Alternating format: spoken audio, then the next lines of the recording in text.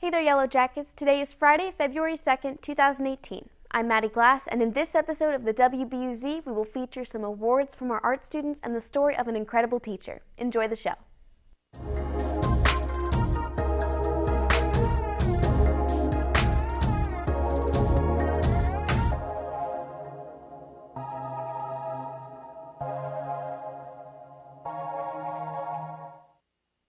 I pledge allegiance to the flag of the United States of America and to the republic for which it stands, one nation, under God, indivisible, with liberty and justice for all.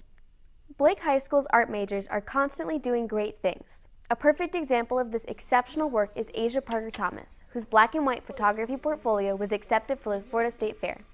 Out of 408 students from 90 schools in 24 counties, only hers was selected to be displayed. Congratulations, Asia. For the past 18 years, the HCC Ybor Art Department has worked with Ms. Galgani to organize an exhibition of our Master Certification seniors. Recognition went to Kyla Newcomb, who received Best of Show, Julia Perina, who received First Place, Andy Villegas, Second Place, Maddie Rice, Third Place, and Ruthie Sawyers and Sarah Hicks, who both received Honorable Mention. These talented seniors were each awarded scholarships ranging from $100 to $500. Make sure to congratulate these lucky seniors. The WBUZ has always had our students' best interests at heart. We will be right back with sports after these announcements.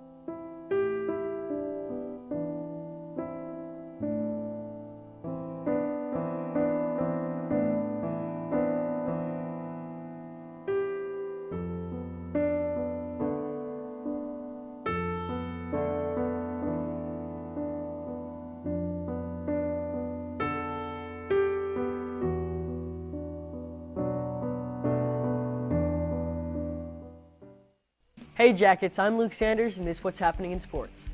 Tonight, the boys and girls basketball teams battle Tampa Bay Tech, while this Tuesday, our wrestling team takes on Freedom. This Wednesday is National Signing Day. Come out and see what athletes get drafted this year. Make sure to pop out and support the fearless Yellow Jackets. That's all for your sports. Back to you, Maddie. Thanks, Luke. Many consider education the greatest gift of them all. Mr. Lovelady spent the beginning of his career giving that gift to those around the world. Frankie McCarty Brown has the story. Many people dream of traveling the world, but for Jeremy Lovelady, this dream became a reality. Fresh out of college with a history degree, his life's adventures were just beginning. I went to Japan originally through the Japanese JET program. It's a program where they bring 4,000 international teachers to Japan every year to become assistant language teachers in a Japanese public high school. Teaching can be hard.